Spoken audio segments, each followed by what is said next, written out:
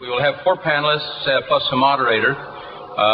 Dr. Benjamin Carson, who we already heard from this morning, will be one of the panel members.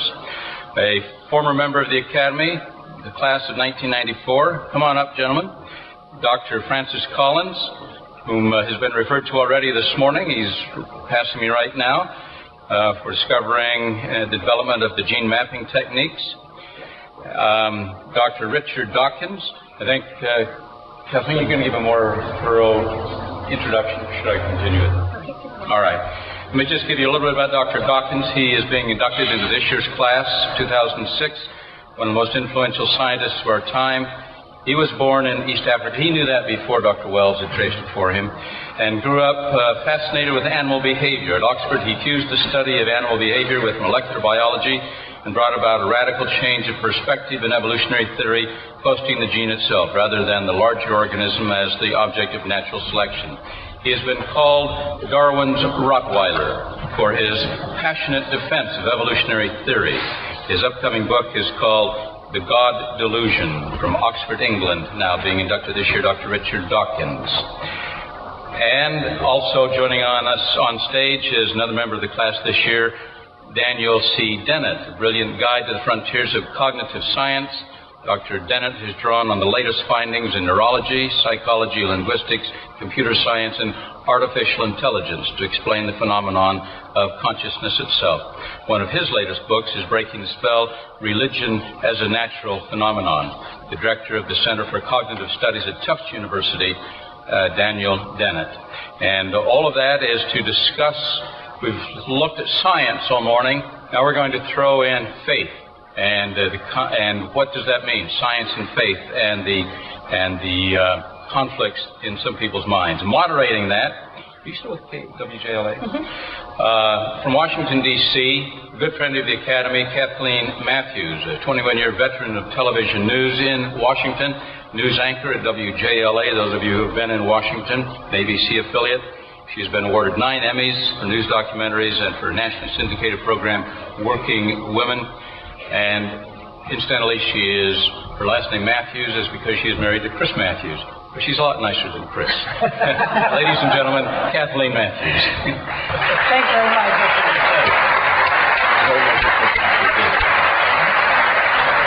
Dr. Carson told us to get out of our safety zone, and that's what we're going to do right now. That's what this panel is all about. I'm actually a news broadcaster who wanted to be a brain surgeon, but I was failed by my pre-med courses first year at Stanford University, so now I get to ask questions to neurosurgeons, doctors, and scientists. But it's great to be here. As a news broadcaster, every night, our shows are filled with medical breakthroughs. This is what people really want to hear about today. But we also have in the headlines so often the collision of science and religion. Embryonic stem cell research is a great example of that. And so that's what we want to talk about today. And so for each of our panelists, and Ben, let me start with you. What I'd like you to do is very briefly talk about the work you do and how your faith informs your science and how the science informs your faith. Okay, well, as a neurosurgeon, obviously I spent a lot of time dealing with the brain and the nervous system, and I've been extraordinarily impressed by how complex it is. I'm also very much interested in human development and social development of individuals, and as a pediatric neurosurgeon, spent a lot of time dealing with children and dealing with human potential. And when I combine that with the scientific background, I tend to think that human beings are very different from other creatures. And I think that's probably where I differentiate with some of my colleagues here on the panel who tend to think that it's all one continuum. However, when you look at the human brain and you look at what we're capable of, there is an extra sense of what I call spirituality, something that takes us beyond what an ape or a dog or a cat or a mouse is able to do, that makes us special, that makes us in charge of the environment in which we live. And I remember once I was talking about that in an article in Parade magazine, and a guy wrote in and said that I was a species. not a race, as a species, because I was indicating that there was something special about human beings versus other animals. But I'll be very interested to hear what those who disagree with that believe. Dr. Richard Dawkins, if you would tell us a little bit about your work as an evolutionary biologist, and also your new book, The God Delusion, which I think tells the audience here where you come from. I believe that the existence of a supreme being, a supernatural God, is a scientific hypothesis like any other. The universe with a supreme creator would be a totally different kind of universe from one without. And therefore, I have no patience at all with those among my colleagues who say something like, science and religion have nothing to do with each other, they don't come into collision with each other, they are about totally different things.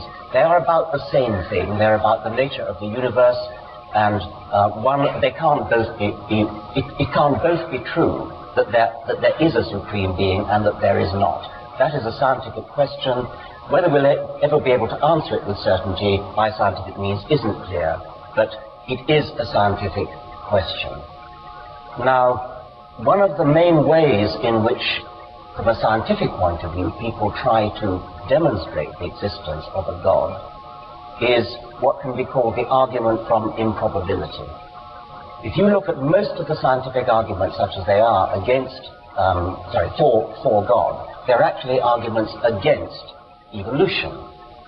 And it's very easy to see why this is, because Darwin's theory of evolution by natural selection is a stunning example of a reversal in human thought historically. Before Darwin came along, it was possible to say, because living things are so amazingly complicated and improbable in a statistical sense, therefore there has to be a creator. What Darwin did was to blow that argument out of the water. Incredibly, as it must have seemed, Darwin showed that it is possible to get things as complicated as the human brain, as all the wonderful things we've been hearing about, by totally non-designed means. You start with a very, very simple beginning, and you work up by gradual degrees, every one of which is explicable and understood, to the prodigies of complexity that we see in the living world. Now, Darwin, of course, only dealt with the living world. He didn't deal with the cosmos. And we need a completely different kind of explanation for the universe. But I see Darwinism as a consciousness raiser. It raises our consciousness as a species to the power of science to explain things which would otherwise have seemed completely inexplicable. And the final thing I want to say is that when people use the argument from improbability, they do it in a rather, not intentionally dishonest, but amounts to a dishonest way. The form of the argument goes like this. We have discovered, they say, a gap in, for example, Darwin's theory. There's something you can't explain. The elbow joint of the lesser-spotted weasel frog has never been explained. Therefore, God must have done it. Now, notice the dishonesty in that kind of logic. You say we have two hypotheses. Hypothesis A, evolution. Hypothesis B, God. We think we found a flaw in hypothesis A. We don't even look to see whether hypothesis B can solve the problem. We just say by default, therefore hypothesis B must be right. That's no way to do science. On the contrary, the hypothesis that a divine designer did it is itself postulating a being of staggering improbability in his own right. And whatever arguments one deploys against evolution will backfire 100-fold against the theory of the divine designer. Dr. Daniel Dennett is an expert in cognitive sciences, literally explains consciousness. So explain, do you agree with what you've just heard? I agree with a lot that both of them said, both Dr. Carson and Richard Dawkins. Dr. Carson said that when he looks at the human brain, he sees something that really distinguishes it sharply from all other creatures. It's not so much what he finds in the brain, it's what the brain can do. And I agree that the human species is really on a different plane from all other species. He uses the word spirituality. I would say it's because of language and culture, and that these are themselves evolved features of our world, and they can be studied using the Darwinian perspective. And that what we need to do now is to study, using the methods of science, just exactly the methods that we saw. For instance, Spencer Wells' wonderful map that opened his talk. We also need maps that trace human languages and human cultures. These are evolved products of the biosphere. They are fruits on the tree of life in exactly the same way that every organism and every apple is a fruit on the tree of life.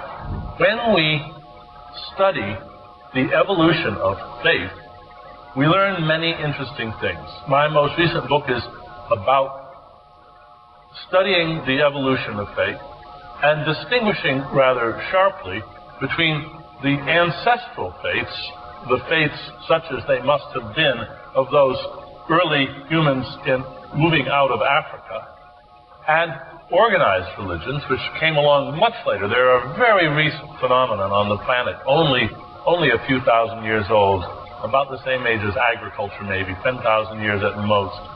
And there are adaptations. Religions have adapted to fit that wonderful human brain that we've heard so much about. And if we study religions, we can reverse engineer religions the same way we reverse engineer organisms and their parts. And we can learn from studying the evolution of faith how it's come to be such a powerful force in the world. And the reason that we need to do that is that in the 21st century, it is perhaps the most powerful social phenomenon. And if we don't understand it from top to bottom, we risk making some well-intentioned but terrible mistakes as we try to plot our future in this century. Dr. Francis Collins successfully explained to my viewers in 1 minute and 40 seconds how he mapped the human genome and why that was significant. So I give you about the same amount of time to explain how your faith informs your science. A tough challenge, Kathleen. It's a privilege to be on a panel with such distinguished presenters, and those of you listening to this conversation could probably not happen anywhere on the planet except right here. This is a very interesting aspect of this particular year's meeting. I have had the privilege of leading the effort that read out the 3 billion letters of the Human DNA Instruction Book, the Human Genome, working with thousands of scientists from all over the world. That is leading us in a fashion that I think we're all very excited about and has been referred to already this morning in terms of personalized medicine.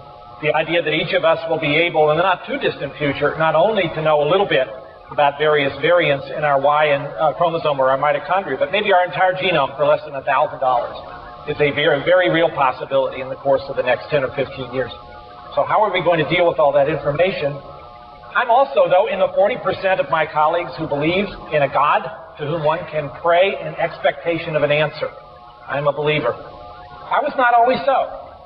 I would have been very comfortable with Professor Dawkins and Dennett's positions until I was 27, because I was an atheist for most of my younger life. And what brought me to a change in that view was a realization that I'd never really considered the evidence for and against faith.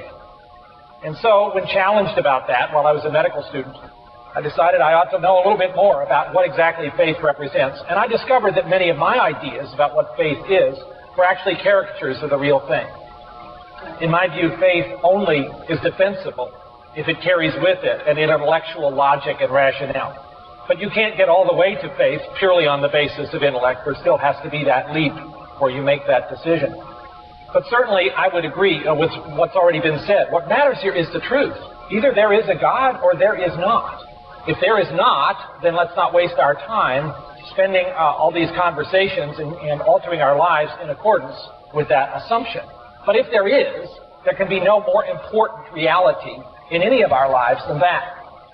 What I realized is that science is not really an effective way to approach that question.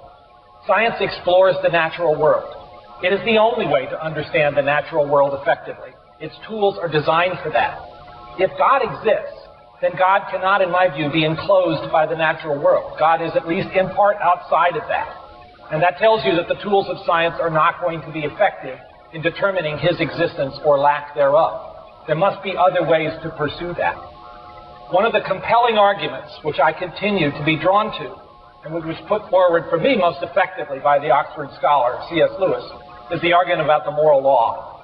Why is it that we, of all the creatures on the planet, have this knowledge of what is right and wrong, even though we regularly don't adhere to that law, but we know it, and that's true of all cultures down through history.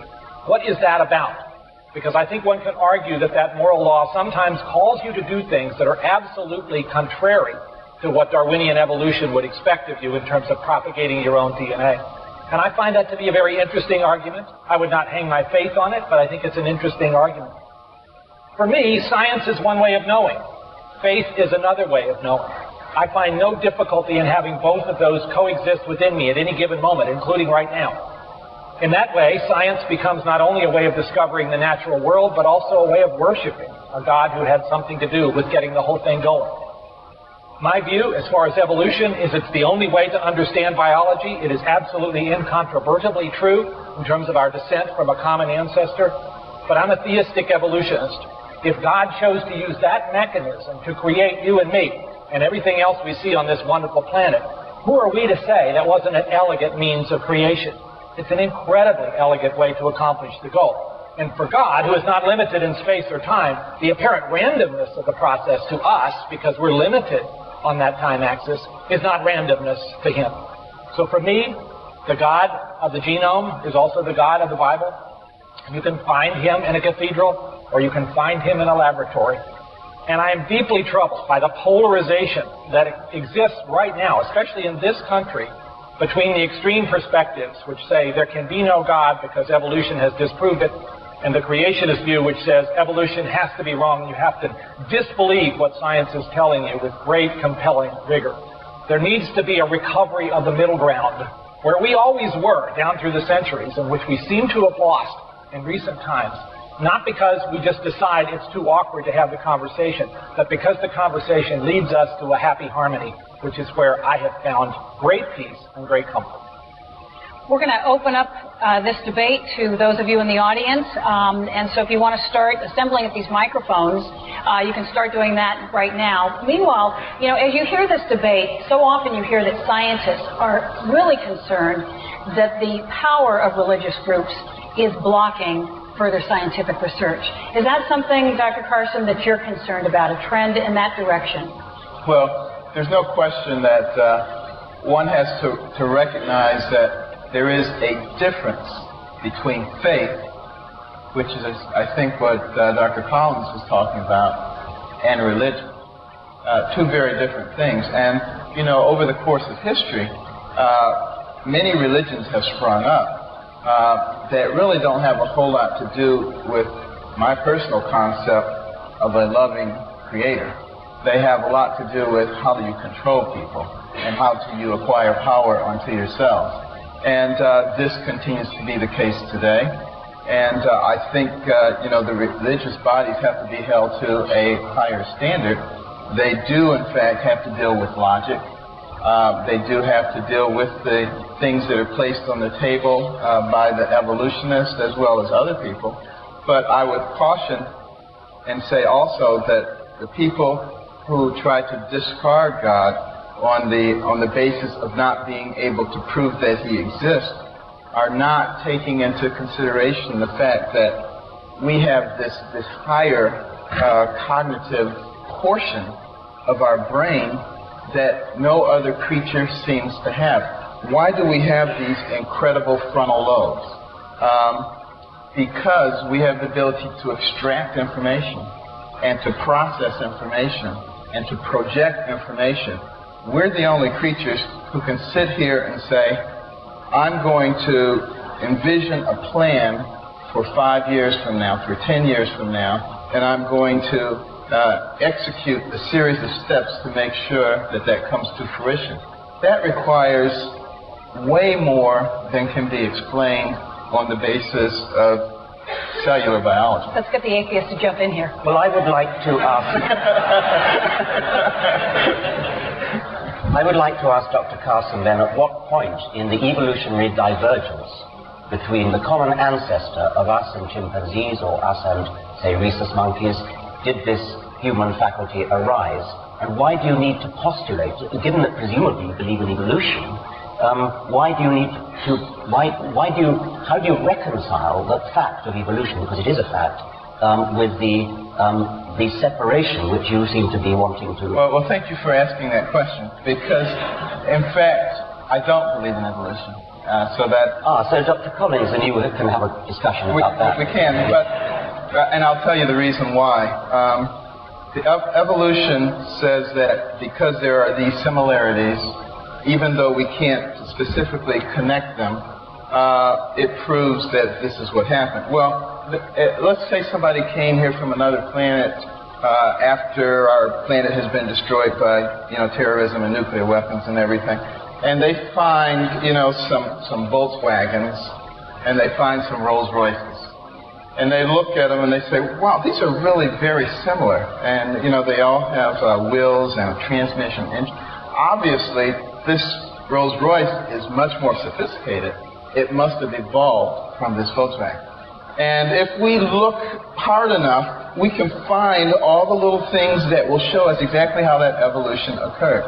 Well, you're welcome to believe that. I simply don't. Doesn't make you into a bad person because you believe that. And it doesn't make me into a good person because I don't believe it. But the point being, there are many different ways to look at these things. And Darwin himself, as you know, said that we would eventually have a mechanism, we would be sophisticated enough geologically to show completely the lineage from an amoeba to a man. He said it would probably take 50 to 100 years. Well, it's been 150 years, we still haven't found it. I suspect maybe one day you will. When you do find it, I will be all ears. Dr. Dennett, you want to jump in there? I'm interested that both Dr. Carson and Dr. Collins say that there's something that they think couldn't evolve, or at least that leads Dr. Collins to say that's my reason for believing in God. He cites our moral sense, and Dr. Carson cites our capacity to plan. But in fact, we have a lot of excellent research on the evolution of the moral sense, on the evolution of cooperation, and on the evolution of cognitive capacities to plan. So that the discontinuities that both of them see, they are important discontinuities with the rest of the biosphere, for sure. But they're precisely the areas where we are developing good evolutionary accounts. And the big difference, I think, Dr. Carson's sort of parody of evolutionary research is that evolution, again and again, it doesn't just find another fossil. It makes predictions that are then borne out, stunning predictions that are borne out again and again across the world. We had actually a sort of few examples of that from Spencer Wells' talk.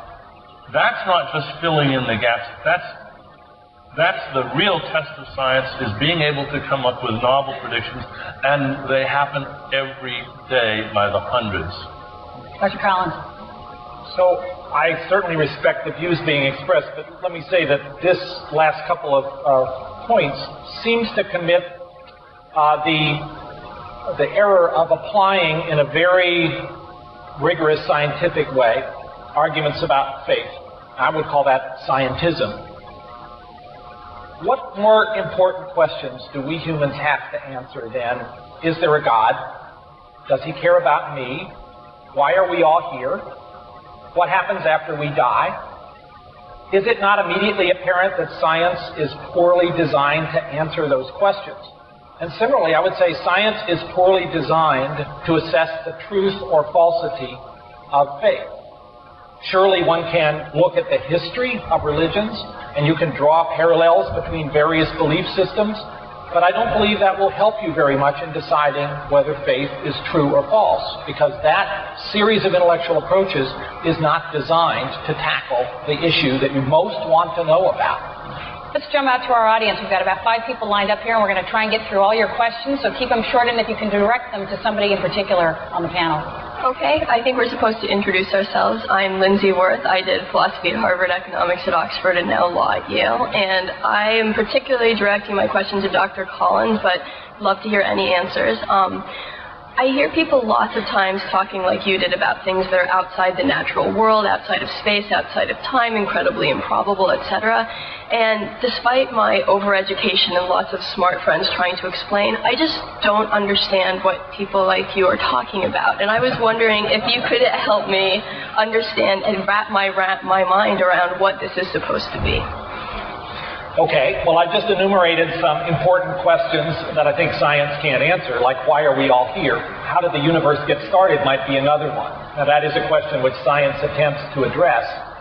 If you look at the way in which the physical constants that characterize the universe have their given values, it is astounding to note there are about 15 of these constants, from the gravitational constants to the strong and weak nuclear forces, for instance.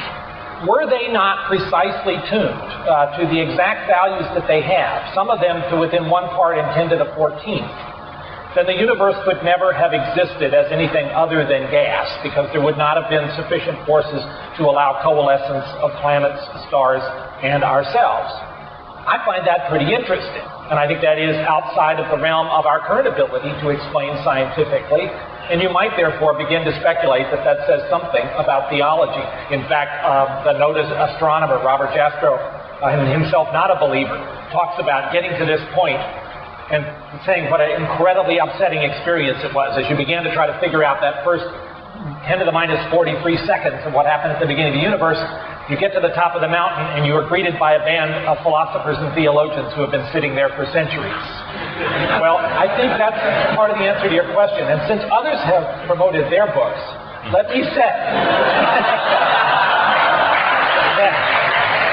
I have a book coming out in 6 weeks called The Language of God. There are a few galley proofs up there on the table. And I would be very interested in the comments of any of this group on the arguments that are in that particular manuscript. Quickly, jump in. Just quickly, that's another instance of the argument from improbability. The universe, the fundamental constants are incredibly finely tuned. So what? God, if he exists, also has to be incredibly finely tuned. Therefore, you've explained exactly nothing. Our next question.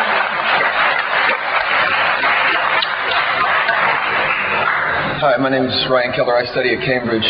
My question is for Dr. Dawkins and Dr. Dennett. Dr. Dawkins, you mentioned before the idea of religion and science overlapping, and I want to take this into the realm of ethics. Nietzsche suggested that with the death of God, in the past we had always posited our ethical lives based on some metaphysical entity that was extra outside of the world. If our attempt is to excise God and kind of the metaphysical ideas that undergird Western or secularized Christian Western society, what kind of bases do you see as establishing a new ethics? It seems that ethics are an important part of the human experience. Do you see evidence or facts in the material world that we could somehow derive an ethical worldview from, and would that be social Darwinism, or what would you think that would be? And that's for Dr. Dennett as well. Emphatically not social Darwinism. If there's anything that we have to learn ethically from Darwinism, it is do the exact opposite of what the Darwinian worldview would tend to suggest. However, we don't have to be that pessimistic. If you look, as Dan Dennett was saying, you can provide a rather good Darwinian account of where human ethics come from. It would take too long to go into it. His book and various other books discuss this. We can make an account of not just the obvious things, which are what the sorts of proto-ethics that non-human animals have, but we can also generalize that as a kind of misfiring to produce the kind of ethics that we have in humans. I don't see that as a major problem. Even if I did, even if, for example, my scientific or scientistic, as it's been called, worldview, said that there is no good account of it, or rather, suppose it said that we are all immoral, selfish, and horrible. My answer for that would be, again, so what? It doesn't affect the truth of what's going on in the universe. If it's true that the facts of the universe are horrible and ruthless and callous and awful, then tough, let's live with it. Fortunately, it isn't like that, but if it were, we would have to live with it. You can't change the way the universe is just to suit human desires. Dr. Dennett, he just wants to jump in. You mentioned Nietzsche, and I'd just like to remind you that Nietzsche was brilliant on the ignobility of the traditional idea that the reason people are good is so that they will get reward in heaven, that they need the carrot and the stick of heaven and hell in order to be good. I think that is, I think the good news is that people don't believe that. And the really good news is, it's a good thing they don't believe it because it's such a paltry and childish notion of why people are good. I look around the world and I see people that are wonderful, engaged people. I'm sure many of the people in this room who their morality does not depend on a belief in a supreme being at all. And I think it's very important that we break the habitual link, especially in this country, between being godless and being immoral. I think that's just a calumny and it should stop. Okay, now the counterpoint.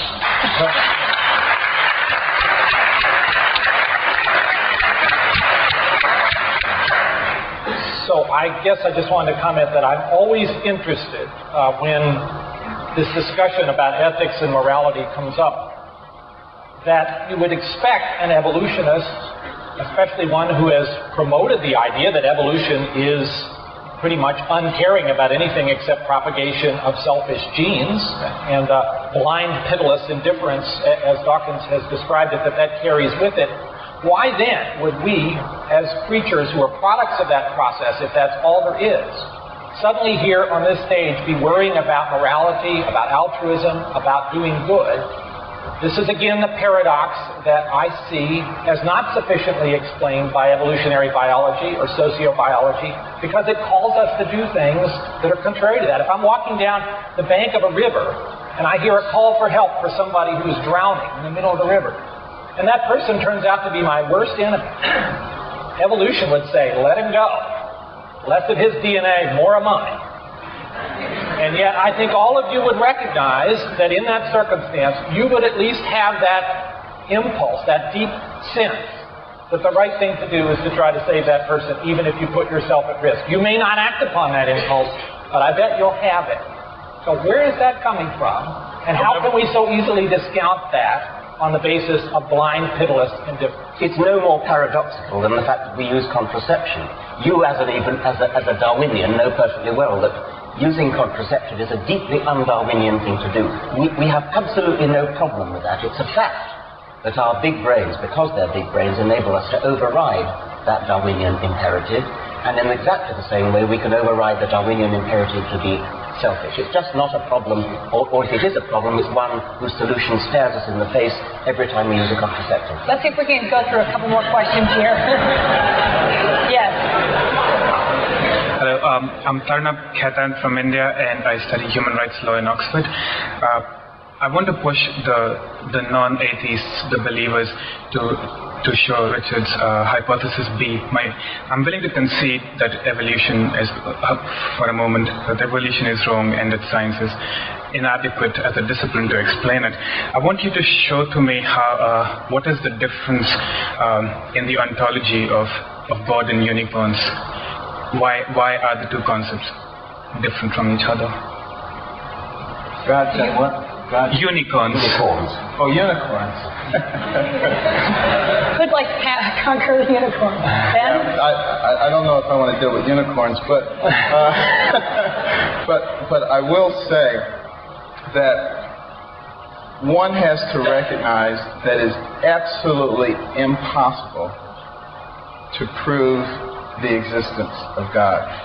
You simply can't do it. It's something you have to feel. And it's what I was getting at earlier when I talked about that thing that distinguishes us from all the other animals. And, you know, the incredible complexity of our brains that allows us to have that vertical relationship. It's a feeling. And, you know, we, as sophisticated as we are with all of our MRIs and our PET scanners and things like that, we have never been able to discover the origin of a thought. We don't know the origin of a feeling. We can talk about electrophysiological responses, but we cannot take it to the next level. We cannot define that. We cannot put that in a box. I think that's one of the things that makes us different. And, I will be the first to tell you that I cannot in any way explain it. I cannot prove it. And by the same token, my colleagues here cannot prove theirs either.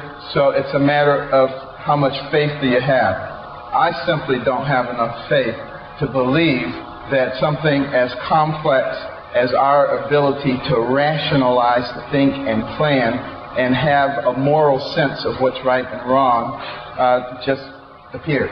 I don't have enough faith to believe it. Dr. Dennett, can you explain the origin of a thought or an emotion? Yes, but not in a minute. This is a wonderful occasion. It's a thrill. I'm honored, and I'm particularly thrilled by this panel discussion because on my left, Dr. Carson, on my right, Dr. Collins, have underlined the importance of the questions that I've been actually spending my career on. How do you get the evolution of consciousness? That's the stumbling block for Dr. Carson. How do you get the evolution of morality? That's the stumbling block for Dr. Collins. And they both say, I just can't see how that's possible. I think it's because they haven't tried hard enough. It's hard to do. And that's what I've been trying to do my career, and I really think they should look more closely at the work that has been done on the evolution of cognition and consciousness. What is the answer? What is the answer? I'm waiting. You don't have time. I mean, read Dennett's books. That's the answer. Let's take a couple more questions. I think we have time for just a few more questions. Could I ask a question from over here? My name is Herman Swart. I'm at Oxford doing a DPhil in psychology. Dr. Dawkins, you alluded to earlier that some of the arguments for the existence of God often rely on like the God of the gaps theory, because we can't explain something, therefore God must exist. But what about scientists who run the risk of saying because we can explain something, there is no need for God to exist?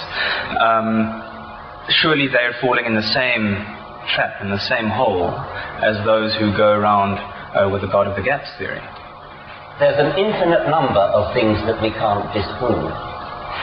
You might say because science can explain something, can explain just about everything, but not quite, it's wrong to say therefore we don't need God. It's also, I suppose, wrong to say we don't need the flying spaghetti monster, unicorns, to revert to the previous question which was never answered, and Thor, Wotan, Jupiter, fairies at the bottom of the garden. There's an infinite number of things that some people have at one time or another believed in, an infinite number of things that nobody has believed in. If there's not the slightest reason to believe in any of those things, why bother? The onus is on somebody who says, I want to believe in God, flying spaghetti monster, fairies, or whatever it is. It's not up to us to disprove it.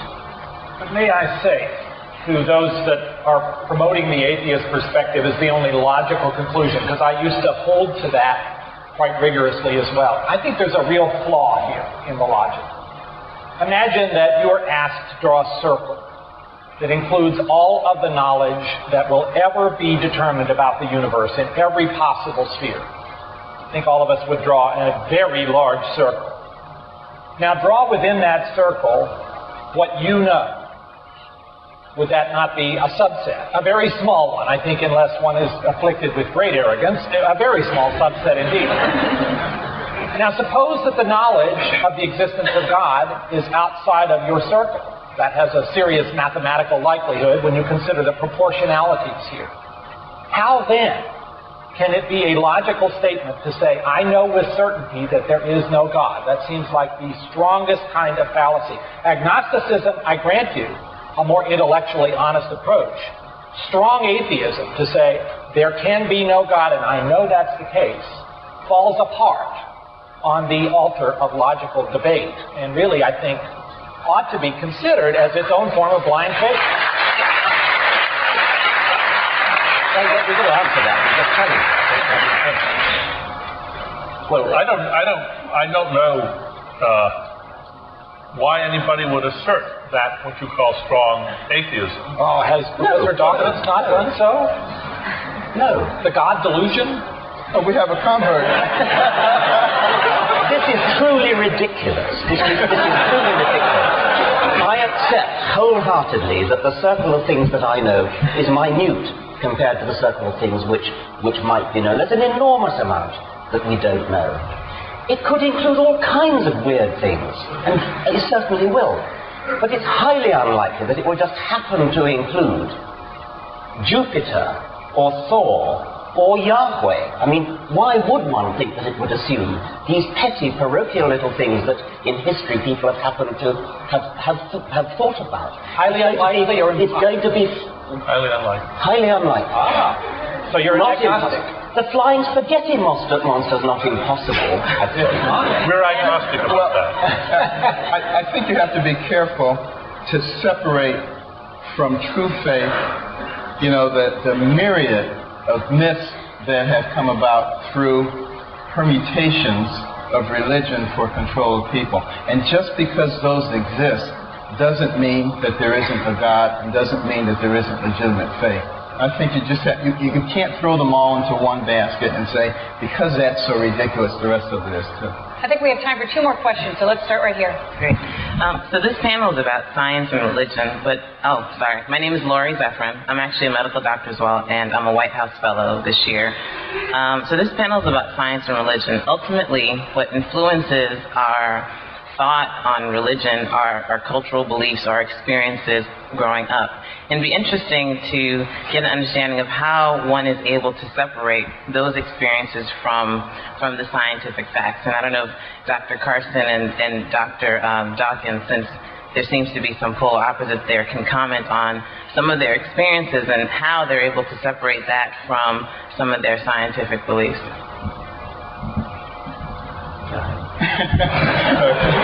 Well, experiences are clearly what have given me my faith in God. You have to read my book. I've read your book. We're selling a lot of books here today. And you would begin to recognize that, for instance, as a teenager, I was a completely out of control, angry person trying to stab people. And, I had an experience one day, and I began to recognize at that point that there was something else outside of me, and I began to connect myself with that, and my life completely changed. And some people say that's baloney. You have to experience it yourself. Dr. Dennett, do you want to jump in there? I thought Rich was going to... I don't think that my personal experiences are of the slightest interest to anybody. I care about what's true, and that means I care about evidence. And my personal, anecdotal, private experiences are not evidence for anything. Just in summary, if we can even embark on a summary, I just want to give each of you 15 seconds to let us know whether you think we are any further along in resolving this debate today than we were 100 years ago, 2,000 years ago, or 10,000 years ago. And I'll start with you, Ben. Okay, well, in 15 seconds, I would simply ask people to ask yourself the question. I was talking earlier today about risk. Ask yourself the question, if there is a God, what is the risk of not believing in him versus believing in him? If there is no God, what is the risk of believing in him versus not believing in him? Ask yourself that question tonight while you're in bed.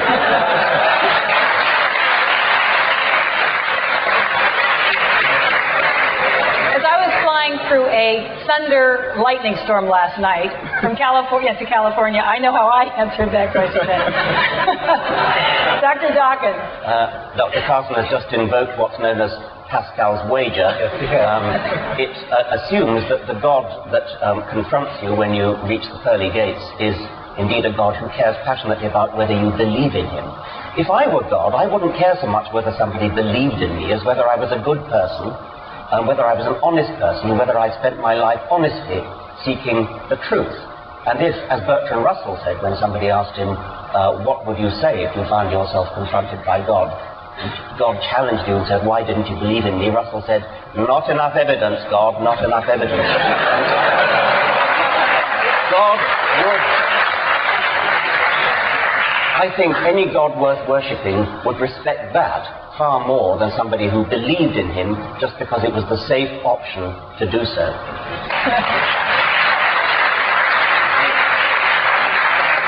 Dr. Dennett. Dr. Carson speaks about risk, and I approve wholeheartedly of his encouraging you to take a risk. And here's a risk I want to encourage you to take. Risk subjecting your own faith to scientific study. Let science lead, as Dr. Kierstead said earlier today. If your faith is strong enough, it should be able to withstand a very careful scrutiny of how it arose, how it evolved, why it sits in your brain the way it does, how it defends itself. Are you ready to subject your faith to the same sort of scientific scrutiny that you're prepared to address to the other problems in your life? I think you should risk it. Dr. Collins. Albert Einstein famously said, religion without science is blind. I think Professor Dennett was making that argument that you need to apply reason and logic to faith, and I strongly agree with that. The second part of Einstein's comment was that science without religion is lame. Clearly, there are many ways of knowing. Science is one of them. As you've listened to this discussion, I hope it's caused some self-examination about what do you believe and why do you believe it. There can be no more important question that you'll wrestle with during this weekend or for the rest of your life than is there a God? Don't put that off until some personal crisis like a thunderstorm on the airplane or advancing age force you to reconsider that you never really gave serious thought to that issue. My bet is, if you look at it, you may surprise yourself about where you come out. Thank you very much, gentlemen. Thank you.